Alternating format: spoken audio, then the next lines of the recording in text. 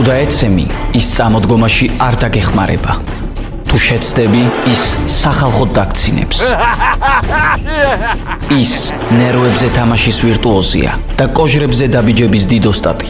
ის შეიარაღებულია მიკროფონით და ძალიან საშიშია. ჯოკერი, დავით ლიკლიკაძის საავტორო გადაცემა.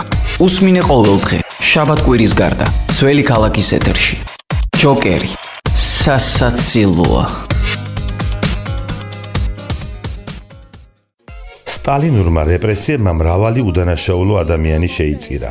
სისხლიანი ტერორის კიდევ ერთი მსხვერპლი იყო 70 წელს მიტანებული ღვთისმოსავი ნათელი სულის ადამიანი არქიმანდრიტი მამა გიორგი ერისკაცობაში დარჩია. ეს გადაცემა ჯოკერია. მე დათო ლიკლიკაძე ვარ, თქვენ გვისმენთ რადიო ძველი ქალაქის ეთერში FM 107.9 გამარჯობა. გიორგი ზურაბიძე დარჩია 1879 წელს ოზურგეთის მაზრის სოფელ ჯუმათში. ღრმადმორწმუნე ოჯახში დაიბადა და ქრისტიანულ ტრადიციებზე აღიზარდა. 1896 წლის 1 მარტიდან მან თავი ღვთისმსახურებას მიუძღვნა და ცხეთის მამათა მონასტერში მორჩილად წავიდა, სადაც ტაძრის აღდგენით სამუშაოებში აქტიურად იყო ჩართული. იგი მსახურობდა ბეთანიის შემდეგ კი წმინდა დავით გარეჯელის მამათა მონასტრებში, სადაც აღიკვეცა კიდეც ბერად. ამავე წლიდან იგი მცხეთის ჯვრის მონასტრის კეთილმოწესე გახდა. ყველგან ერთგულებით, თავდაბლობით და ქრისტიანულად გულმოდგინებით გამოირჩეოდა. აქტიურად ეცნობოდა წიგნსაცავებში დაცულ ხელნაწერებსა და სამეცნიერო ლიტერატურას. 1907-8 წლებში იგი ათონის მთაზე ქართველთა სავანეში გაემგზავრა. ბრწყინვალედ დაეუფლა ბერძნულს, რამდენჯერმე ჩასული იყო კონსტანტინოპოლში, აქტიური მიმოწერა ჰქონდა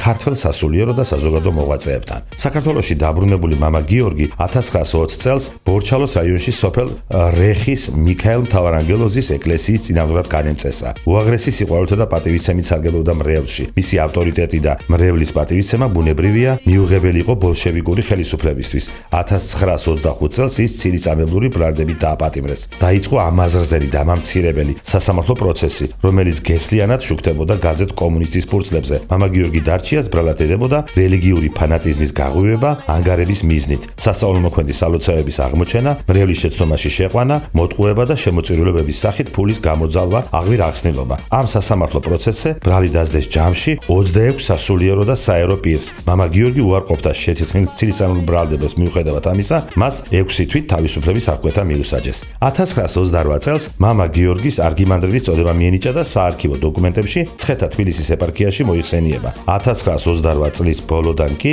ბათუმ შემოქმედის ეპარქიაში, ქობულეთის მხარეში აჭყვის წმინდა კვირიკესა და ივრიტეს სახელობის ბერძნული სამრევლოს წინამძღვარი გახდა. მამა გიორგი დარჩიას ღვთისმოსავი და თავდაუზგავი ცხოვრება 1937 წლის სისხლიან წელს დასრულდა. 70 წელს მიტანებული მღვდელი დააპატიმრეს და ბრალად დასდეს, რომ სოფელში ეწეოდა ანტისაბჭოთა და კანონგარეშე აგიტაციას პარტიისა და მთავრობის ღონისძიებების წინააღმდეგ. შინსახკომის სამეულის 1937 წლის 16 დეკემბრის გადაწყვეტილებით სისხლის სამართლის კოდექსის 58-10 მუხლით აგიტაცია პროპაგანდა, რომელიც შეიცავს საბჭოთა ხელისუფლების დამხობის მოწოდებას, დაახვრეტა მიუსაჯეს. განაჩენის სისრულეში 22 დეკემბერს მოიყვანეს. ასე უსწორდებოდა კომუნიზმი პატიოსან მღვდლებს. აღარაფერს ვამბობ ეკლესია მონასტრების დაკეტვასა და დანგრევაზე. ამის შემოქმედები ენატრებათ სამწუხაროდ ახლანდელ ზოგიერთ მოძღვრებსა და მორწმუნეებსაც კი რა გინდა რომ ქნა. ეს გადაცემა ჯოკერია. მე დათო ლიკლიკაძე ვარ. შევხვდებით ერთმანეთს ყოველდღე, შაბათ-კვირის გარდა. თუ დაეცემი, ის წამოდგომაში არ დაგეხმარება. თუ შეცდები, ის სახალხოდ დაგცინებს. ის ნერვებზე თამაშის ვირტუოზია და კოჟრებზე დაბიჯების დიდოსტატი. ის შეიარაღებულია მიკროფონით და ძალიან საშიშია. ჯოკერი, დავით ლიკლიკაძის საავტორო გადაცემა. უსმინე ყოველდღე, შაბათ-კვირის გარდა, ძველი ქალაქის ეთერში. ჯოკერი, სასაცილოა.